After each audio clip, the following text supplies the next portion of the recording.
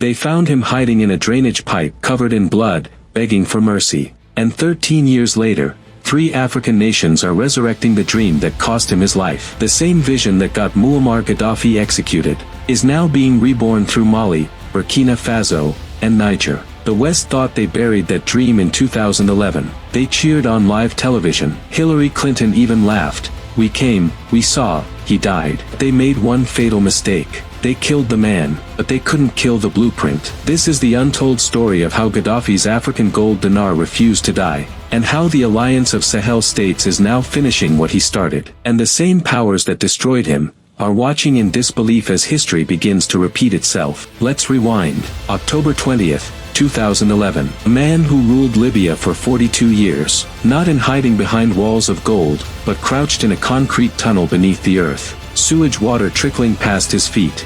Above him, NATO jets circle the skies. French bombs thunder down. American drones lock onto his signal.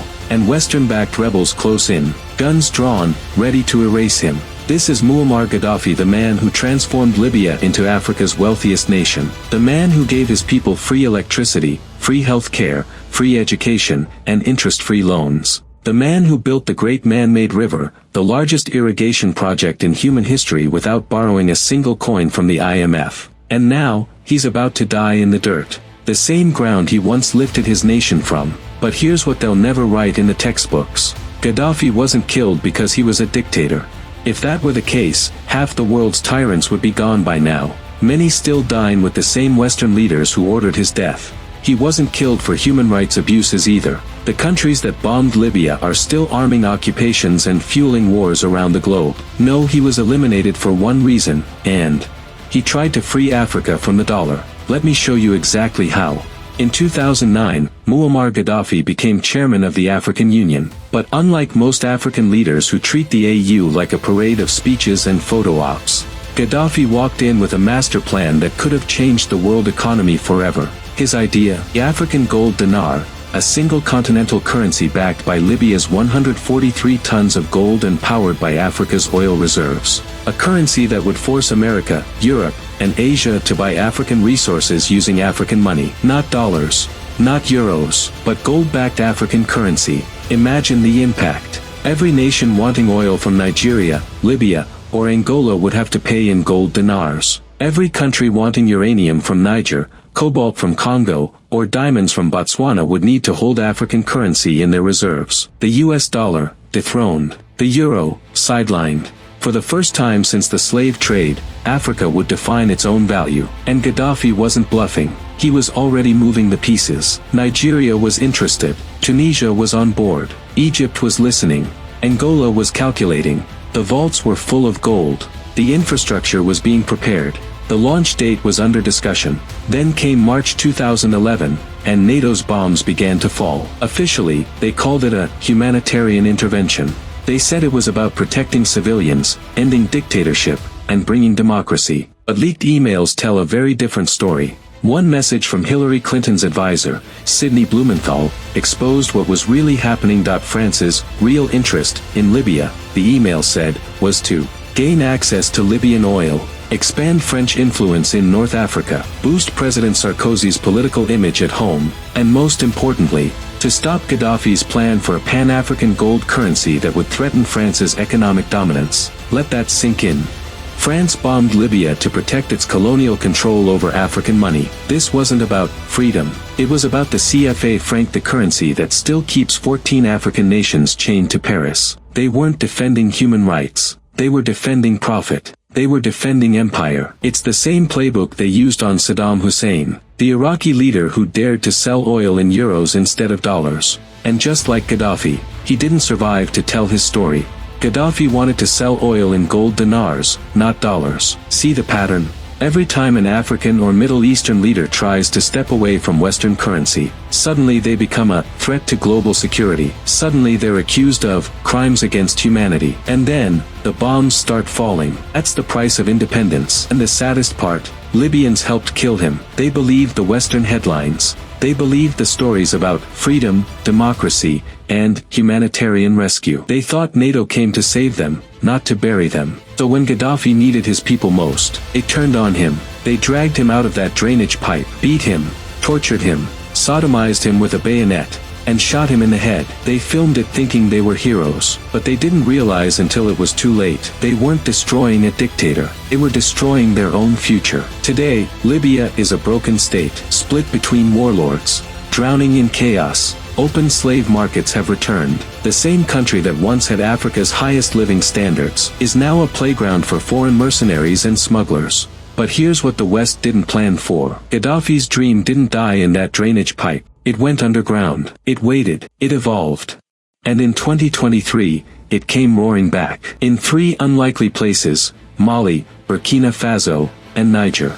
Three nations that watched what happened to Libya, and understood the real lesson. The lesson wasn't, don't challenge the West. The lesson was, don't challenge the West alone. So they did what Gaddafi couldn't do. They unified, not just in words, not just with speeches, but with blood oaths, military alliances, and shared sovereignty. When Niger came under threat in 2023, and France tried to use ECOWAS as its invasion tool, Mali and Burkina Faso didn't condemn. They warned, touch Niger, and you touch us all. And for the first time in decades, France blinked. Because this time, it wasn't one man they could isolate and assassinate. It was three nations, standing shoulder to shoulder. That unity gave birth to something historic, the Alliance of Sahel States. And right now, as you watch this, they're building the very thing Gaddafi died for.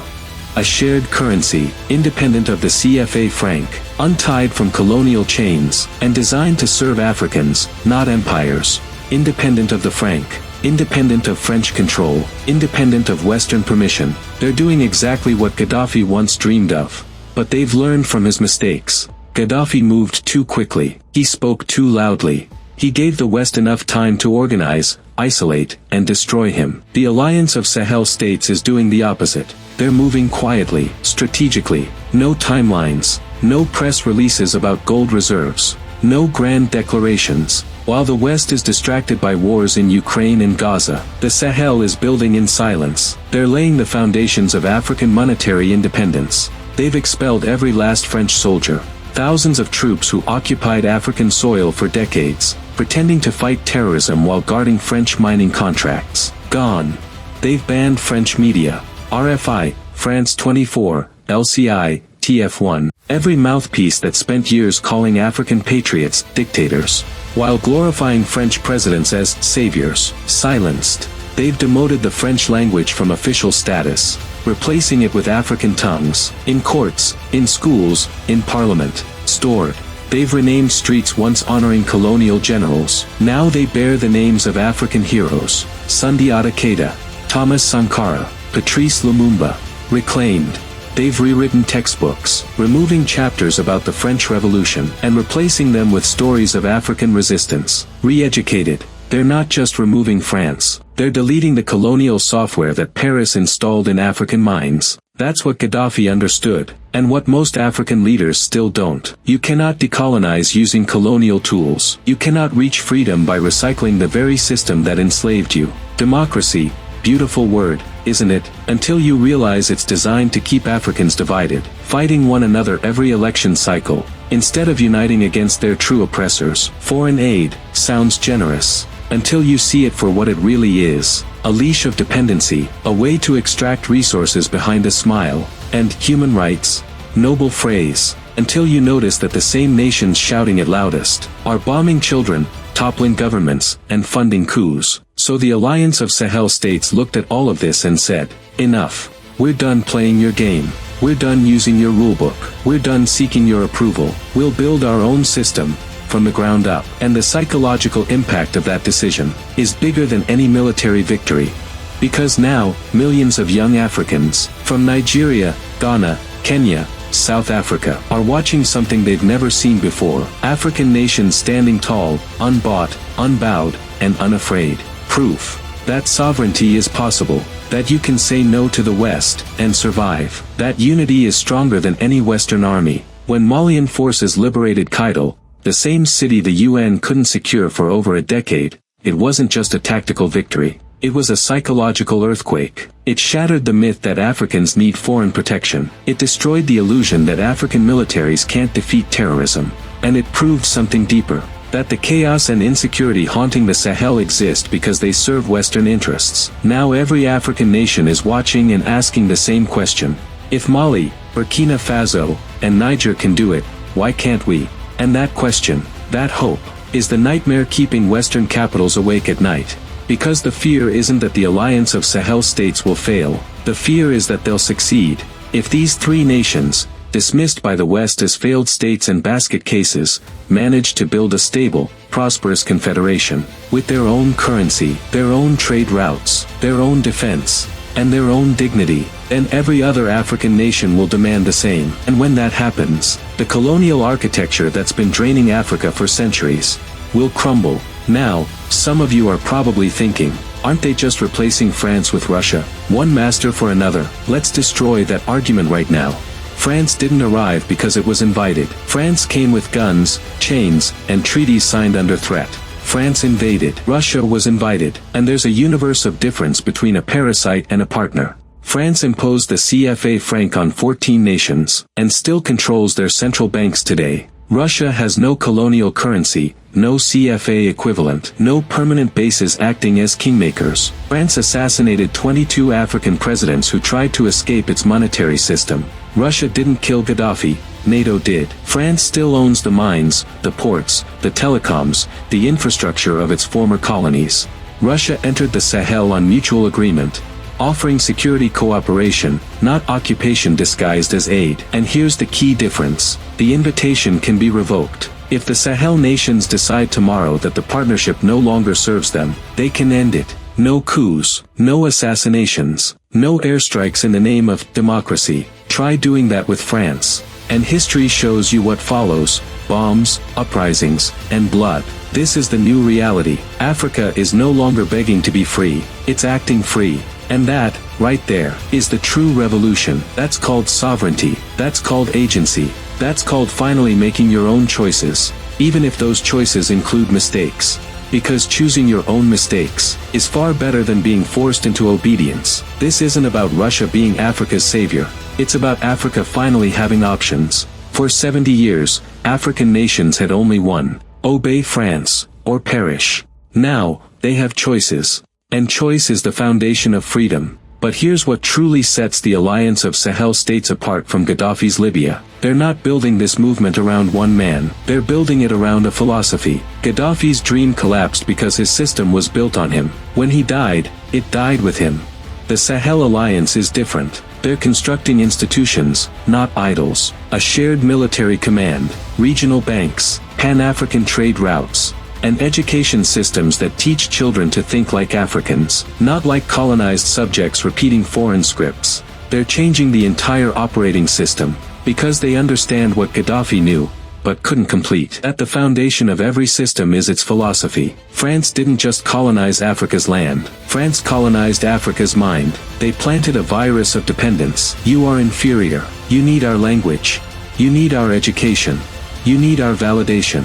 You need our permission to exist. And for 70 years, Africa believed it. We copied French constitutions, imported French laws, adopted French economics, worshipped at the altar of Western democracy. Even after independence, we remained mentally enslaved. But the Sahel Alliance is breaking that spell. They're replacing the philosophy of dependence with a philosophy of capability. We are not inferior. We do not need Western approval. We do not need permission to own our land, our labor, or our destiny. Once that mental shift takes place, everything else follows. The systems change, the partnerships change, the power dynamics change. That's why I'm not worried about the Sahel. I'm worried about Nigeria. I'm worried about Kenya. I'm worried about Ghana. Because while the Sahel has awakened and started building the Africa of tomorrow, the rest of the continent is still asleep, still hosting foreign military bases, still spending colonial currencies, still begging for IMF loans. The Sahel isn't just fighting for itself, it's fighting to remind the rest of Africa what freedom actually looks like.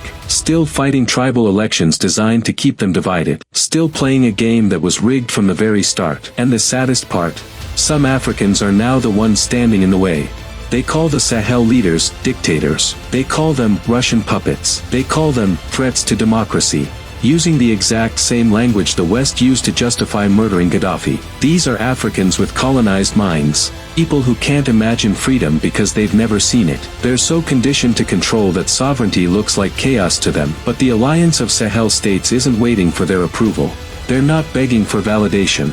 They're not explaining themselves to skeptics. They're building, and when they succeed, when the Confederation stands firm, when the new currency stabilizes, when the economies grow, when their people walk with restored dignity, those same critics will claim they always believed in the vision. Because that's how history always works. So here we are, 13 years after Muammar Gaddafi was executed in a drainage pipe. His dream is being resurrected by the very nations the West once dismissed as irrelevant. The African gold dinar might carry a different name today, the architecture might be new, and the pace might be slower, but the soul of the idea is unchanged. Africa controlling African wealth, Africa making African decisions, Africa standing on African feet. And this time, they can't stop it by killing one man, because this time, it's not one man, it's 3 nations. And soon, it will be more. The revolution Gaddafi started in 2009 didn't die in 2011. It went underground, it waited,